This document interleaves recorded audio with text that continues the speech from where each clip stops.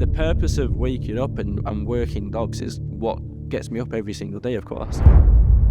I don't know what I would have been doing if I didn't find dogs.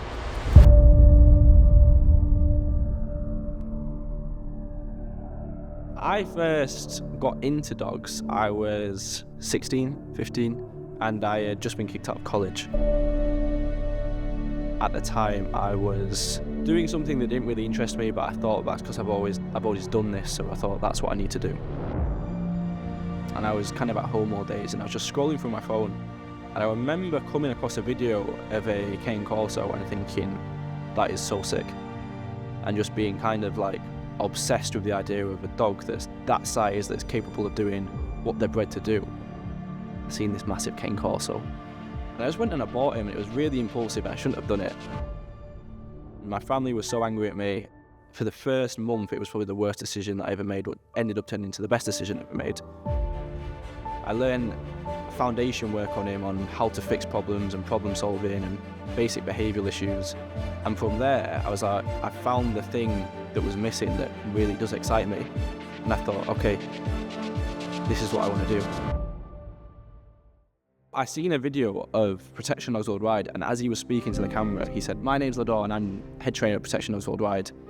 And I couldn't spell his name, and I was trying to find his Instagram for ages, trying to get his name, and I couldn't get it. And then as soon as I come across it, I immediately tried to ring him, and obviously he didn't answer. Messaging him, and finally he gave in and like sent me a message back saying, "Hi bud, I've just seen this." And then like in the inbox there's like 20 paragraphs. Carried on trying to ring him, and then one day he was like, "Yeah, just come up." I live about 2 hours away. Got my dad to drop me off, and I was like, "Yeah, I don't need picking back up. I had this interview," and I didn't leave. Came up for an interview, and I stayed in the travel lodge that night, and I went back to work the next morning. Kind of stayed there for about the first 4 months. I was just going back and forth to Protection Dogs Worldwide into a travel lodge. I couldn't drive at the time. I had to get Joe to come pick me up in the morning, and it was so exciting to me, and I was learning so much. There's always something new going on. There's always someone and some dog that's done something that you haven't seen yet. That still hasn't changed in the 5 years that I've been here. There's still not a day that's gone back and I was like, oh, that was a waste of a day. You know, I haven't really accomplished much that day. Every single day that I've been here, something has happened that I thought, okay, brilliant, this has made today worth it. All these things to do with dogs doesn't stem from the handler, it all stems from the decoy. Looking for something that really excites me and gives me an adrenaline rush is something that I suppose I've always looked for. The rush that I get from decoying, and I still get from decoy, is hard to describe. I'd like to talk about, do you know my dog Switch? So he died. Yeah. He got really unlucky with, do you know what bloat is? So basically, he ran like he does every morning, he had a drink, put him back in his crate, then we're doing that environmental down there, so I had to go to B&Q to get some bits, and I come back and he was seizuring, got him in the van, took him to the vets, and he was gone by the time we went to the vets. It was cold. Switch for me was the dog that literally transformed my training. He wanted to work all day, every day if he could, so I was working all day, every day with him. I was training with Lador, I was training with Lewis, I was training with some guys in the Midlands and some guys down south, and travelling up and there every day to different places and learning all these new styles of decoying. It's just watching Switch and how they were working Switch was what really got me interested and started to turn my head, okay, there's more than one way to do things. He progressed me a huge amount to the point where I wouldn't be anywhere close to as good as a decoy if it wasn't for that dog.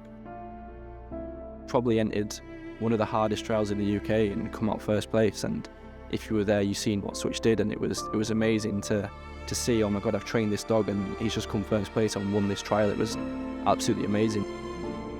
He was the dog that was going to test whether you were about it or not. He was going to show and expose what your mindset is like, because after a certain amount of time with decoying with Switch, it's going to be, okay, I'm not sure if this is for me anymore, and a lot of people did do that. He trained me, I didn't train him. He trained me a lot and he taught me a lot, so it's horrible that he's not here. He's a proper part of me, and it's, yeah, I miss him every day. It was amazing to see, so I'm sure that it's not just me, but everyone at the kennels who owes a thank you to Switch.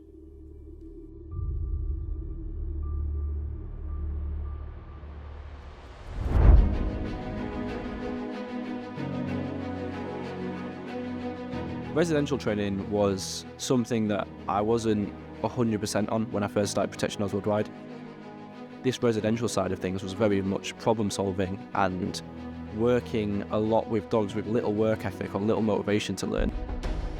Learning from then was what really developed me. Lador said, you can have one of the residential dogs, start progressing it, start teaching it what the owners wanted to know. To the point where I had, I think, 6 or 7. I moved to this site, got some staff, and now all the residentials come here. There's 2 separate sites, it's 2 separate businesses.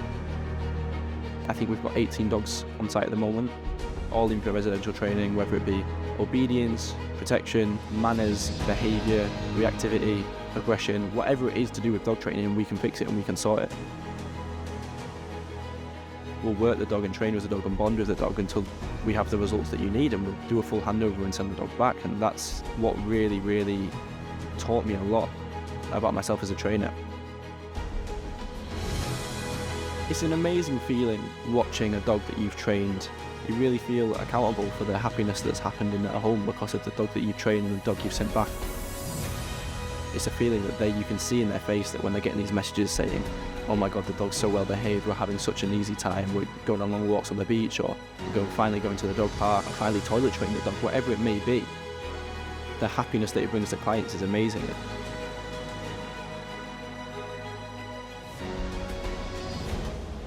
The purpose of waking up and working dogs is what gets me up every single day, of course. Finding my purpose was kind of a saviour, because I don't know what I would have been doing if I didn't find dogs.